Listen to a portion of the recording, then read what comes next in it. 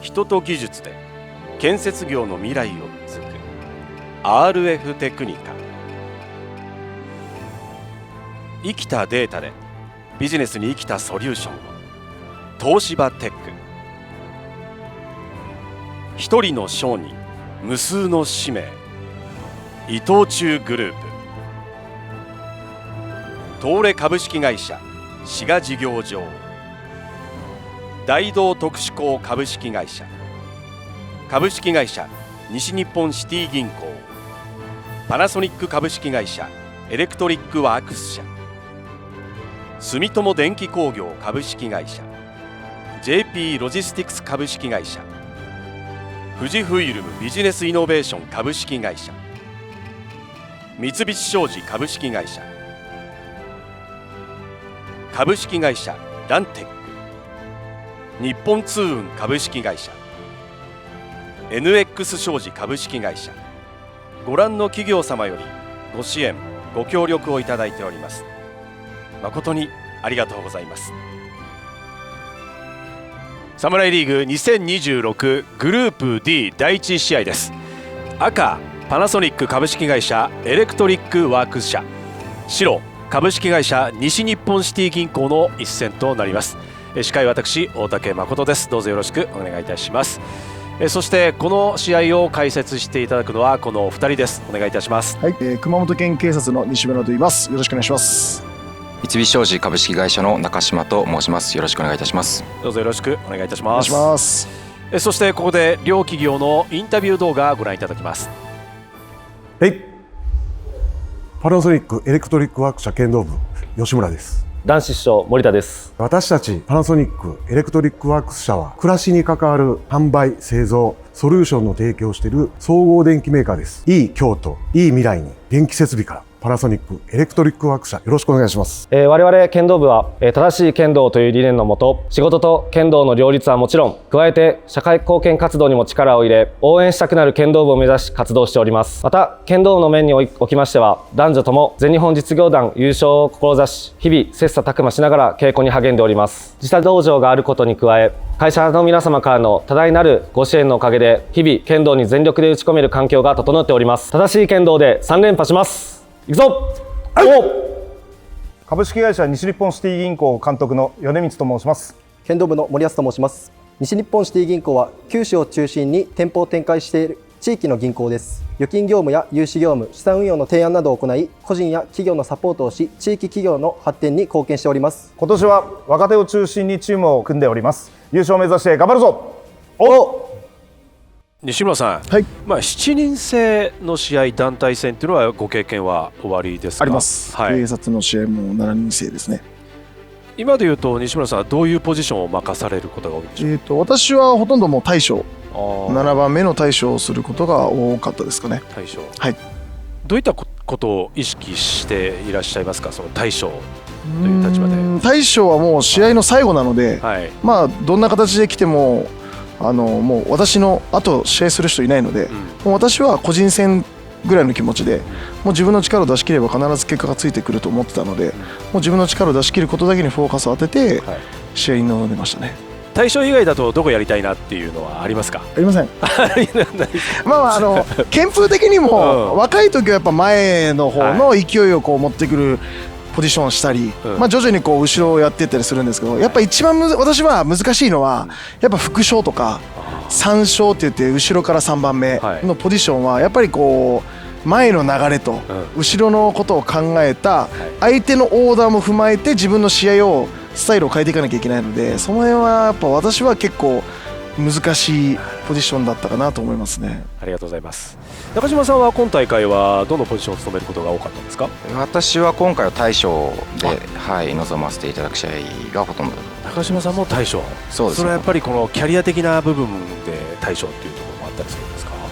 そうですね。いつの間にか私もそんなに若くはなくなってきていてチームの中では割とこうシニアな部類に入ってきていて、今回は大将を任されたという形ですね。どういったことをこう意識して大将っていうのは務めていらっしゃいました？大将はですね、少なくともこう試合それのみに限ればもうやることは明確なので、チームが負けていたら取りに行くしで、勝っていたら抑えるしっていうことで、ある意味こうポジションとしては実は一番簡単なのかなとは思ってたりするんですけど、やることが明確なのでそれをやりきるのみということかなと思ってます。はい、それではグループ D 第1試合先鋒戦からご覧ください。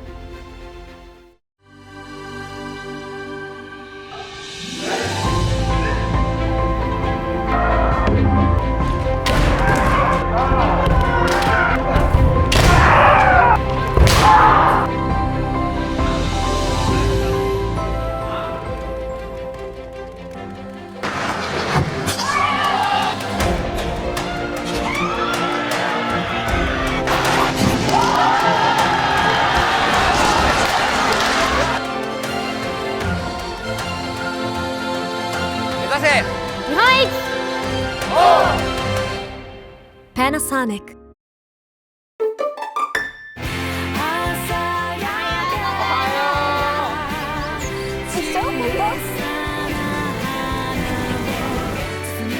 こんにちは。絶対にこうやった方がいい。ちょっと斬新すぎます。こちらよろしくお願いします。街を盛り上げるような蜂蜜作りを。今年もたくさん咲きました。咲きましたね。銀行は人だ。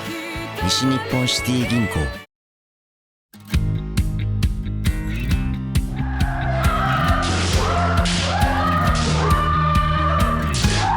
弊社は軽貨物運送事業を営むベンチャー企業です。人材を育て物流業界に貢献するをモットーに、稼ぎたいという社員のみんなには稼ぐ土俵を与える。プライベートの時間が欲しいという人に関してはプライベートの時間が持てるように選択ができる自由を目指して業務を行っております。ドライバーズサポート。先鋒戦、赤川崎春也選手、白が森保翔輝選手です。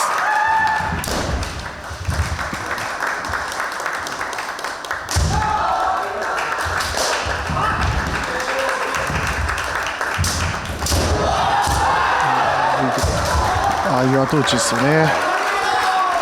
これ決まったんですね。はい。これは引き技、引き目を出したところで今度赤いたすきの川崎選手、はい、が追い込んでいってストレートのね。ガーッと。やっぱ有効打術の機会として、はい、相手が下がったとこ、と、相手が打った後の後打ちっていうこの2つの機会をミックスしたここのポジションは絶対技を出しておかなければいけないところなんですよね。一歩になるならんのは別としてここで技を出していくっていうのは大事なので、ここでやっぱ技を出して一歩に決めれるっていうところはやっぱ川崎選手の力のあるところが証明されてるかなと思いますね。面がり付近だったもののやっぱり勢いが一本上げさせた要因ですかね。試合は2本目。これはどうです。どうが決まらずか。主審1人のみ。今度は抜きどうでしょう。これは西村さん決まらなかったですね。惜しかったですね。躍動も一本にしてもよかったなとも思うし、その後ちゃんとやっぱ川崎選手が返し胴を打ってこう元にウィンウィンにするというか、その辺がやっぱすごいなと思いますけどね。川崎選手の得意技がバック面と書いてあります。森保選手は面会指導が得意だというところで、中島さんお互い得意技出してますよね。そうですね、はい、バック面に対する返し指導を打つところもちょっと見てみたい気もしますけれども、川崎選手の攻めがなかなかこう厳しいので、冷静にそこをさばけるかというところがキーになってくるのかなと。面白いですね。バック面対返し指導、一本取っているのが赤の川崎選手です。これは逆引きで打っていきましたが、先鋒戦大変面白い試合展開となっています。残り1分30秒。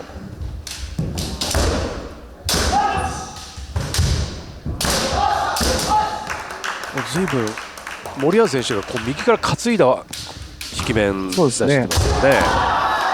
森保選手結構こう相手の癖を読んで技の選択するっていうのが上手なので、今川崎選手がもう最初から手元を上げて避けるときに左手が結構上がるタイプなので、そこに対してやっぱり引き逆動を狙ったりとか逆動を狙ったりというところで、やっぱ森保選手結構目がいいというか観察眼が高い選手かなと思いますね。残残り1分切りましたが、ここまでの試合展開、長嶋さんどうご覧になりますか？そうですね、こう両者すごくいい技が出ているので、この後も何かあるかもしれないなと思っています。序盤いい時間帯に赤の川崎選手が面を決めた。残り時間がそして少なくなる。小手はどうでしょう？自信を持って決めにいった川崎選手。小手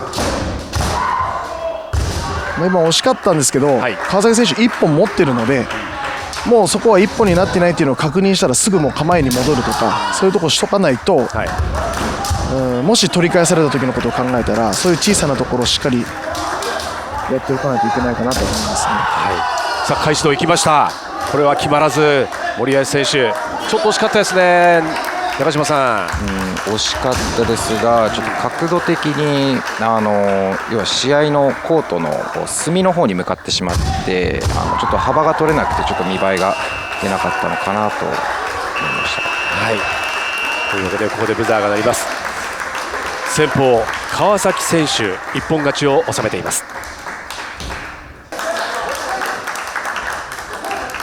次鋒戦です。赤が安井選手、白が秋吉良平選手です。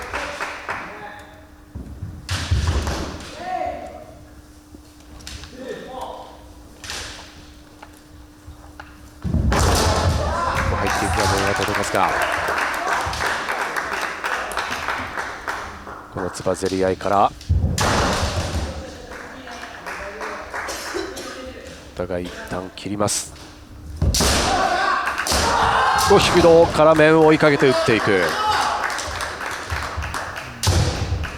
引き技、やっぱ結構企業の方々見てると、引き技を出すこと多いんですけど、流れで出す方が結構ほとんどなので、やっぱこう引き技が上がる瞬間ってやっぱこう独特なタイミングというか、相手が気を抜いた瞬間への引き技だったら1本になるんですけど、流れで出すことが多いがゆえ、自分自身が不利な状況に持っていってしまうことが多いので、もうちょっとそこを我慢してこう引き技出せるようになると、もっと楽に1本取れそうな感じはしますけどね。上手だからこそ。これはどうでしょう。返した面、ちょっと元の部分だったか。あえてやっぱ技を出しておくことは大事ですからね。ゆくゆく後で相手が技が出せなくなっていくので。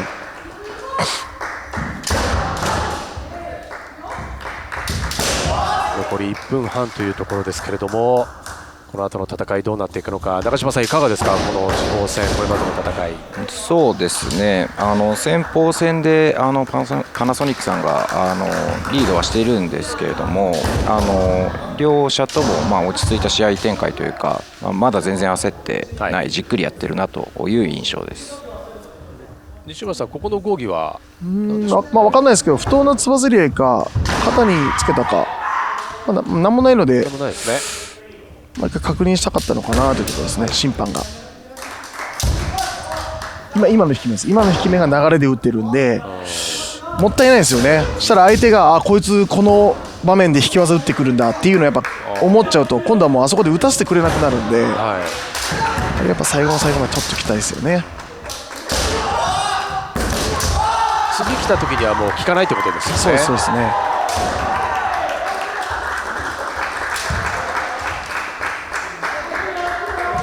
残りがもう1分を切っていますが、引き分けに終わるのか、どちらか1本取るか。白いたすきが木内選手、小手に行きました。今もやっぱいいとこで小手打ってるんですけど、安井選手が最初からこう後打ち、小手返し面を反射的に打つんで、今度はどうでしょう。いい音しましたが決まっています。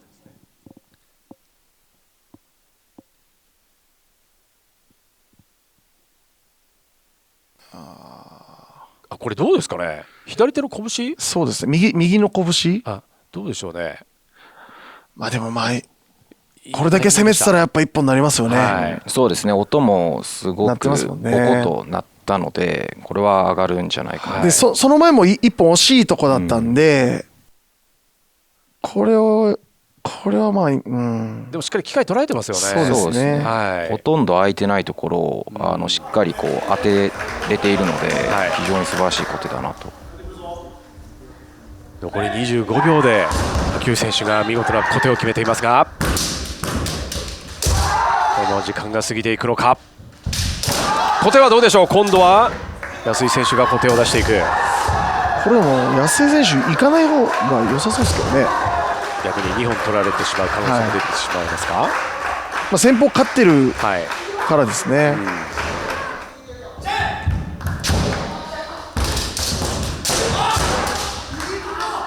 確かにそうですね。さあ残り5秒ですけれども、このまま試合が終わりました。赤の秋吉選手が小手を決めて一本勝ち。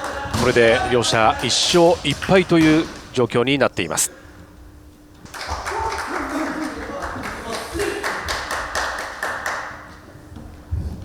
試合は5勝戦です。今面を追っていた赤森田拓磨選手、白が吉村大地選手です。ここまで1勝1敗。ここで流れを作るか。この後の展開が楽しみですが、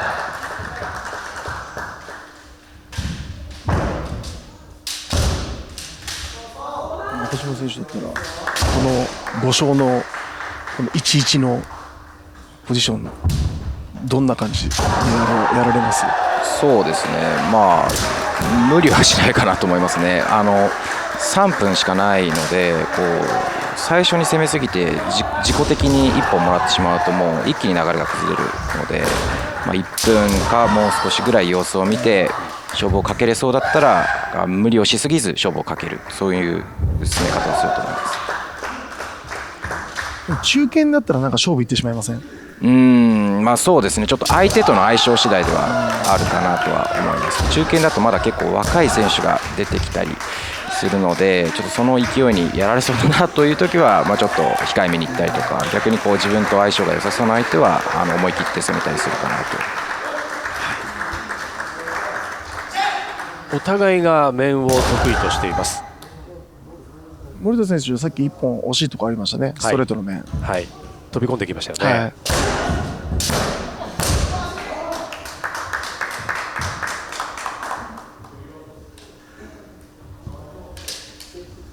い、取れるところあったら取ろうかという感じですか。先ほど無理しないだろうなという話ありましたけど、自分が打てそうなところでは技を出すけどっていう感じだと思いますけどね。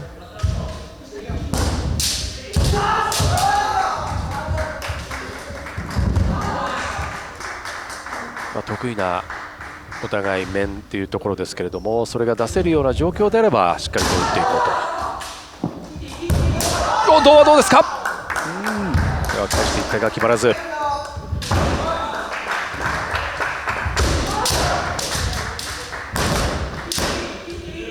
細かい市内の動き。赤の森田選手の方が取りにいってる感じはありますよね。そうですか。といったところを返していくが、戸口をちゃんと打つっていうのはやっぱ大事ですもんね。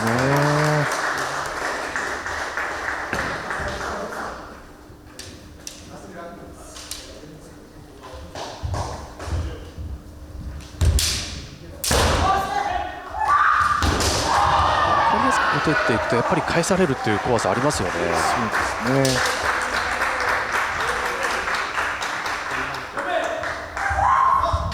お互いはもう無理しないという試合、終始そういった剣道になっていましたでしょうか。ここでブザーが鳴ります。最後も惜しい技1本ありましたけれども、こちら5勝戦は引き分けになっています。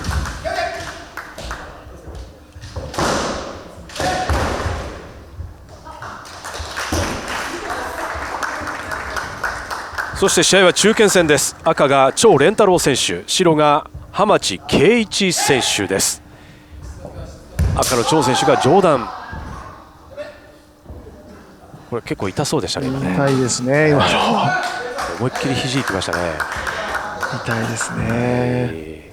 剣道は痛いんですよ。痛いですね。我慢です。我慢ですか。はい、これ痛かったら相手の思うツボ頑張れ。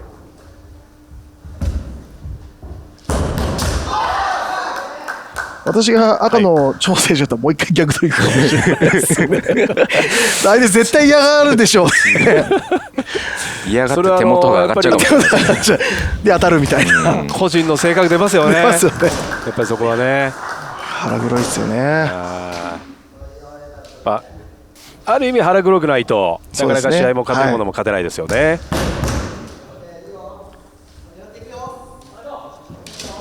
ジョーダンの選手がやっぱ増えましたね。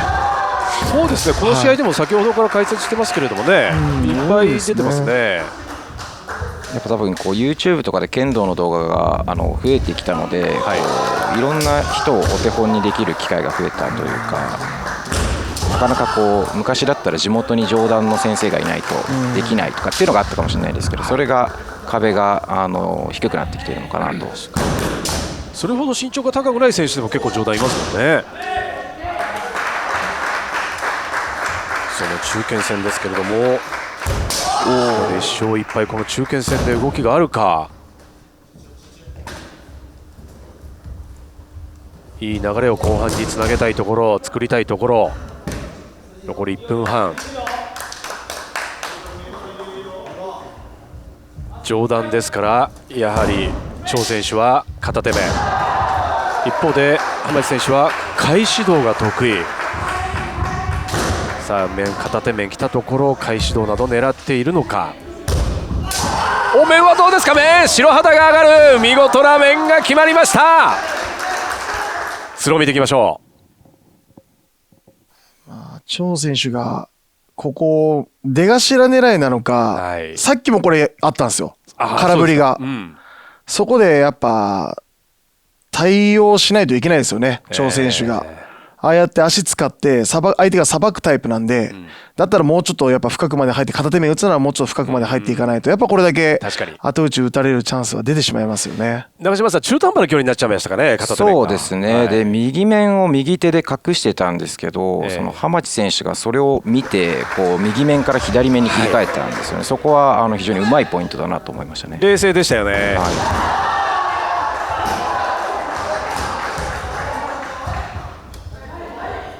浜地選手が1本面を奪い、残り時間が1分を切っています。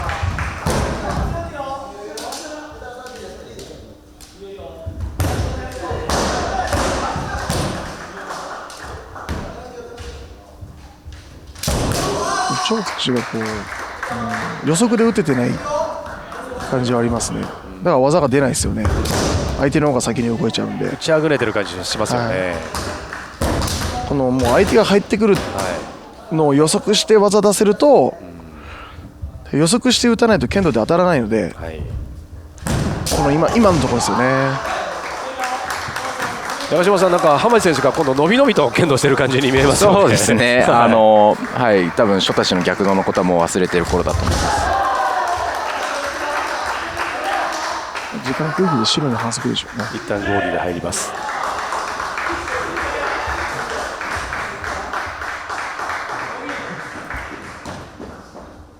逃げてましたね。一本持ってるんで、打突の意思がないのに間合いを詰めて時間を稼ぐ。ここで逆道なの。もうペースを握ってますね。選手は技出したいですね。ちょっと出させない浜地選手が。ただここまでやるともう一回反則が来るかもしれないです。ちょっと時間がないですけど、ただここでブザーが鳴りました。ここで中堅戦、見事な面を奪った浜地選手が一本勝ちを収めています。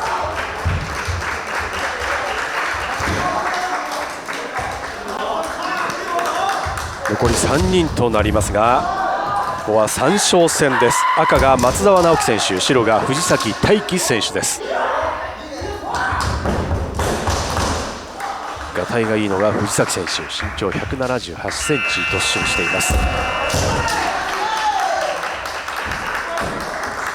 松澤選手の目標、夢がギャリック砲ですね。ベジータですか。ギャリック砲出すこと。ギャリック砲ですかね。これはどうですか。面が決まりましたね。肌が上がりましたね。青い旗上がっていますね、はい、ビデオ確認です。そのビデオ確認の内容なんですが、赤のこの松田選手の面よりも先に白の藤崎選手の面が打突部位を捉えているのではないかというところでビデオ確認、今スローをご覧いただいています。これはどうでしょうか。赤ですね。赤ですか。はい。長嶋選手も、長嶋さんも赤に見えますね。はい、ちょっと藤崎選手、私高校の後輩なんですけど、去年も出てたんですけど、ちょっとパンプアップしすぎてちょっと一瞬遅れてしまってるんかなと。確かに先に当たってるのも、去年の方がもっとスピードありましたね。そうですか。でもこれやっぱ監督としては、ここはやっぱビデオ確認をして、ちゃんとこう明確にしとく。でもう1本取られたら取られてしょうがないから、その後しっかりやっていく。ビデオ確認入りましたが、審判が挙げた通り、赤松田選手が面を奪って先行しています。先に取ったのが赤の松田選手、見事な面が決まっています。藤崎選手が、後輩ですね、西村さんの九州学院高等学校、まだ取り返せれる力も持っているので、慌てずまだ2分あるので、じっくりまずは取り返すっていうのができたらいいかなと思いますね。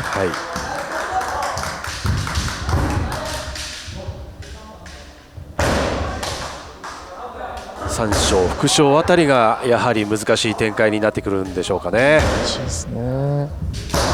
今 2-1 ですよね。2-1で松田選手が1本取ったので、このまま一本勝ちでタイですよね。タイですね。シーソーゲームみたいになってるんで、確かにそうですね。こうなると対処がめちゃくちゃ難しくなるんですよ最後このままいったらですね。どんな心境になってくるんですか、西村さんの場合は。最後の自分の対処の前の試合で取られてタイになるのか、取ってタイになるかでまた心境は変わるんですけど、やっぱ流れがチームの流れがあるので、この流れって大事ですね。大事です。どういう流れで対処に来るかによって自分のモチベーションとかでメンタルもかなり違ってきますよね。あと審判ですね、審判の心境もやっぱ流れによって違うので、副賞で追いつかれての大将戦とか嫌ですよね。そういった展開を聞くと中島さん、やっぱり剣道面白いですね、団体戦って。非常に面白いです。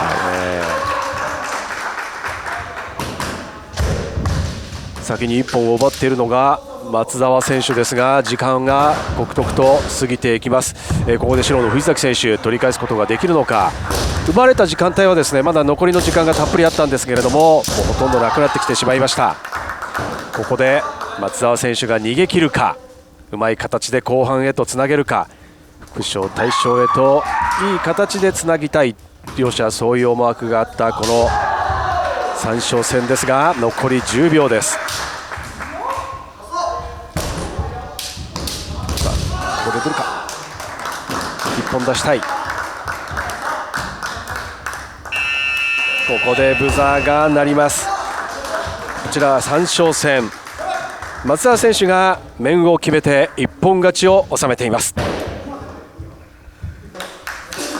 そして試合が副将戦です。赤横藤隆平選手、白が大和亮太選手です。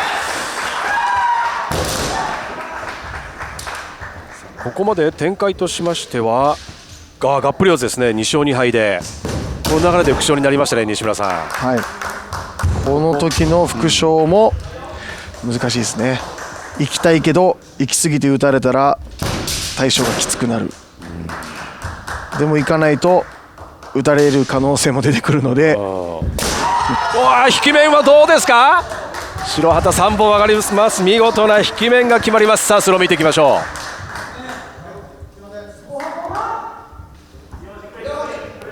ビデオ確認入りましたね。失礼しました。ビデオ確認ですね。はい、白大和選手の面が打突部位を捉えていないのではないかというビデオ確認だったようですが、見ていきましょう。当たってないですね。西村さんどうですか。今のは当たってません。中島さんは当たってません。はい。でも私が見ても当たってなかったように見えました。でもすごい音鳴ったので、多分面の横のところにおそらく当たったんでしょうね。だってこれ痛いやつなんですよ。審判が3人とも白い旗上げるぐらいですからね。そうですね。右頬のあたりですね。これ痛いんですよ、ここ。取り消されました。失礼いたしました。さあでも監督よく見てましたよね。そうですね。打たれた方の、横藤選手が監督に目で合図したかもしれないですね。当たってませんみたいな。この前の WBC でもあったじゃないですか。ありました。いわゆる鳥下選手がね、監督にアプリしてますよね。そう。似たようなことがやっぱり剣道でも垣間見ることができるんですね。ビデオ確認というルールが導入されているサムライリーグです。ビデオ確認で自分の一本がなくなるとちょっと勢いなくなったりするんですよね。そういうところもサムライリーグの見どころかなと。小手はどうですか。小手が決まる。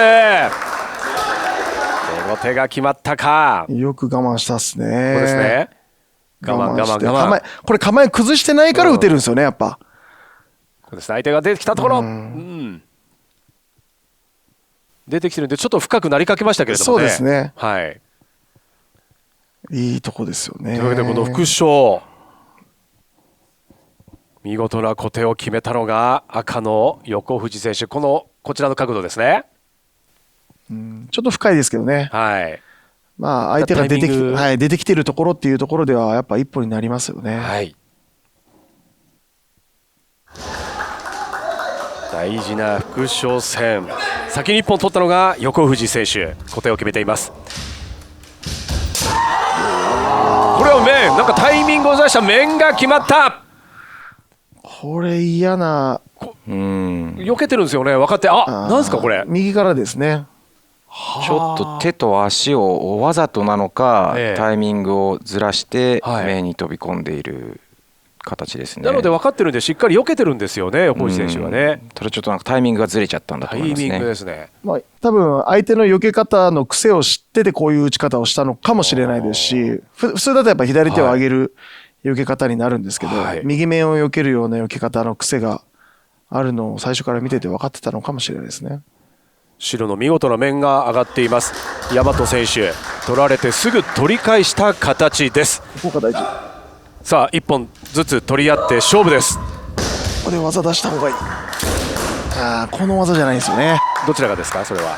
今大和選手が技出しましたよね。あれやっぱ打ち切る技はここで出さなきゃいけないんですよ。取られて取り返したっていうので、大和選手の流れなんで、ここはもう自信を持って前に行って技を出し切っている得っていうのをしとくと、審判はもう大和選手に目がいくので、その辺をうまくあれしないとやっぱ試合巧者にはやっぱなっていかないですよね。やっぱり自分主導で剣道を取ることができる、剣道することができる、そういったところに持っていかないといけなかったんではないか。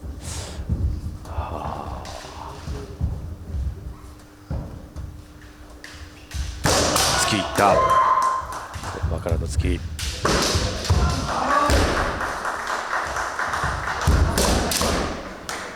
長嶋さん、もうどうでしょう、残り時間少ない、あとは大将任せたぞみたいな、そんな空気にもなるんですかね、気持ちにも。もうワンチャンスぐらいは狙っていいのかなと思いますね。横藤選手は少なくともこう狙っているように見えますね。さあ30秒、そのワンチャンものにするか、狙いに行くか、面に行く。やっぱ今のもパッとすぐ横井選手切ろうとしているので、取りに行きたいんだと思いますよね。なんとか勝って大将につなげたい気持ちが強いのが横内選手でしょうか。一歩取れてますね、西村さん。さあ残りがない。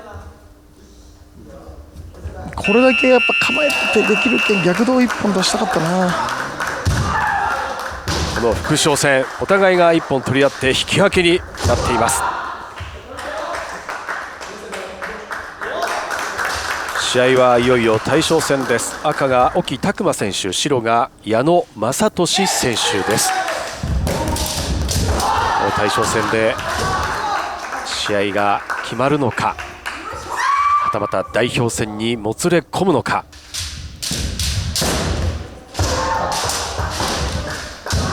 沖選手赤、小手が得意。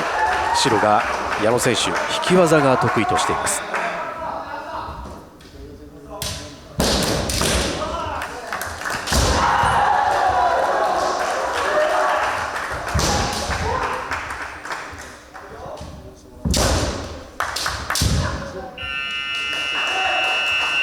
中島さん、がっぷり四つのまま大将戦に任されましたね、この展開どうですか？そうですね、矢野選手はですね2024年の全日本学生個人チャンピオンで、団体も2023年に優勝してるんですよね。で今実業団の超新星という位置づけかと思うんですけれども、大木選手も実業団でも、学生の時も非常に実績あるので、楽しみな一戦ですね。勢いのある今年24歳の矢野選手、今西村さんもまずはってましたけど、あそこで技出さないとっていう感じですか？そうですね、仕掛けたこれはどうだ？仕掛けたことによって相手が反応してるんで、そこは技出しとかないと。自分で仕掛けておいたのにっていうところですね。仕掛けて相手が動いたのに打たないっていうのをしてしまうと相手は楽なんですよ。苦しいから動くんで相手面はどうでしょう？苦しいから動いてしまう。はい。なのに苦しくて動いたのに何もしないと相手はよかったってなるじゃないですか。そこでやっぱ技を出されると後々どんどん苦しくなるので。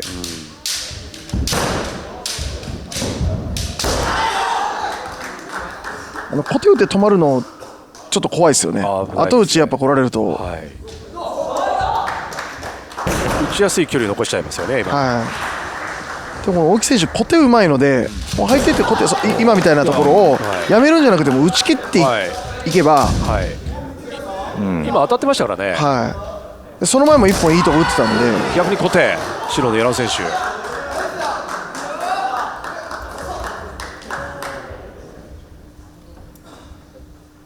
残り30秒切りました。矢野選手がじわじわと前に出てるのが印象的ですね。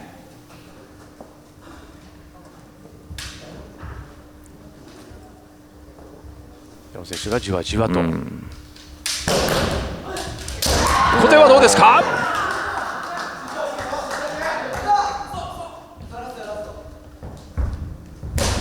あそこからもう1個面出したいですね。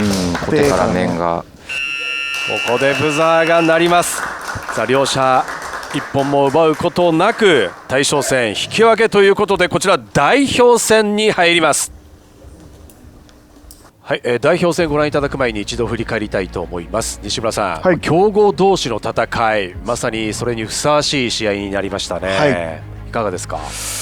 そうですね、この後代表戦なので、普通に考えたら対象同士かなとは思うんですけど、パナソニックさんの方は先方の川崎選手もいい動きしてたし、いい力持ってるので、川崎選手を出してくるかなとも考えられるので、その辺も考えながら代表戦を見るのも想像するのも予測するのも面白いかなと思いますね。中島さん、がっぷり四つのまま代表戦、非常に見応えのある試合でしたけれども、やはり西村さんおっしゃったように、あとは誰を出してくるかというところですよね、ポイントは。そうですね、対象同士の気もしますが、両チームとも非常にいい選手が揃っているので、監督としては非常に悩ましい展開かなと、誰出そうかなというところは非常にもう勝敗をもう本当にそのまま分けるので、注目していきたいところだなと思います。さあこの中で代表戦を務めるのは誰なのか、その代表戦をご覧いただきましょう。さあそして代表戦です。西村さん、赤松澤選手が来ました。松澤選手、そして白が大将を務めた矢野選手。松澤選手は3勝で出た選手ですね。いい面出てましたよね。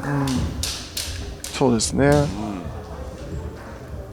この顔合わせですけれども、松澤選手対矢野選手。矢野選手の小手かな。3分1本勝負、それで勝敗が決しない場合は判定ということになります。サムライリーグルールでございます。松田選手がやっぱ手数が多い選手なので、まあ、それに加えて矢野選手はあまりまあ、松田選手よりも手数は出さず、しっかり構え合って打つときは打っていくみたいな、これがどう噛み合うかですね。松田選手が出後手が得意、一方で矢野選手は引き技が得意だということですが、1分が経過します。お、これは見事な面と、これ3分で勝敗つかなかったら判定があるんで、判定ですね。そこを考えてのこの3分勝負ってなかなかやっぱ難しいですよね。いやですね。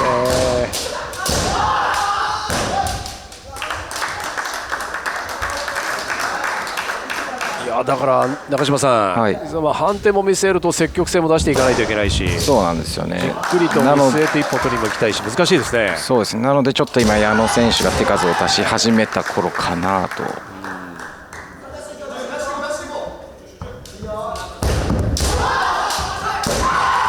引き後手、逆動。お互い積極的に技を出し合っている、そういった状況です。残りが1分になろうというところ。前を詰めてラスト30秒とかがめちゃくちゃ難しくなるんですよね。打ちを出していく。残り30秒難しいじゃないか。はい。ポイント稼ぎに行かなきゃいけないけど、1本取られたら終わっちゃうっていう難しい状況になります。今のところどっちもどっちだ、なんかね、こう続けがたい。これはどうでしょう、面に上がる。面ですか、これ。小手に上がったんです小手に上がりました。当たってないんじゃないかという。ここでビデオ確認入りますね。機械はバッチリでしたね。はい。まあ当たってはないかな。ちょっとずれてましたね。袖口に。はい。そうですね。当たってないですね。小手を有利と見て審判は上げたんですね。はい、小手が入ったんではないか。私は全然見えなくて面じゃないかと思いましたけどね。はい。もう一度見ていきましょう。矢野選手の小手が決まるわけですが、ここで、はい、ビデオ確認が入りました。審判は3人とも小手が入ったということで白い旗3本を上げましたが、これが小手が決まっていないのではないかという。機械はいいですけどね、打突部位は捉えていないですね。はい、やはりこれは入っていないということで取り消されました。ただ判定には響くかもしれないですね。この後が大事です。ここ、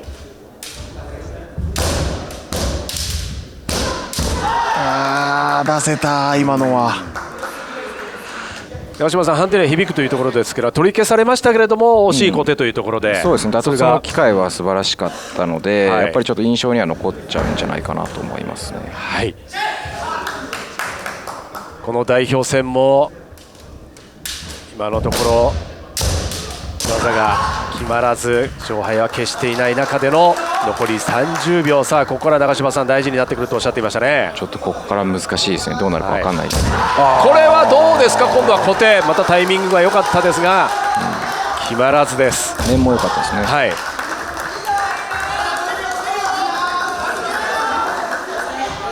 さっきの小手があるので松田選手の方が若干焦っているように見えますね。さあ残り10秒切りましたよ。さあどうなるのか。判定になるのか、一本決めるのか。ここでブザーが鳴ります。代表戦でも勝敗が決せず、勝敗の行方は判定ということになります。白2本赤1本ということで白矢野選手が判定勝ちを収めました。いや西村さん、代表戦ももつれまして判定というところになりましたけれども、いかがでしたか。まあ西日本シティ銀行さんはやっぱ矢野選手を出してきて、でパナソニックさんは松澤選手を出してきたというところで、矢野選手のやっぱ勢いと、やっぱ若手なのに堂々とした自分の剣道はこういう剣道ですっていうのをやっぱやりきった結果がこういう形に現れたかなと思いますので、そういったところでやっぱ西日本シティ銀行さんは矢野選手を中心としてじゃないですけど、そういうチームをこう確立しつつあるのかなと、そういう印象を受けました。ありがとうございます。はい、中島さんはいかがでしたか。そうですね、全試合非常にレベルが高くて、こう緊張感のある試合が続いたんですけれども、代表の判定までもつれ込むところで、最後の最後こう矢野選手がこう、チームの大将として締め切ったという形なのかなと思います。こういった勝ちがあるとチームが非常に勢いに乗ってくるので、今後の展開も楽しみかなと思います。わかりました。さてこの試合代表戦の判定までもつれ込みましたが、株式会社西日本シティ銀行が勝利を収めております。ここまでの解説お二人ありがとうございました。ありがとうございました。試合は以上です。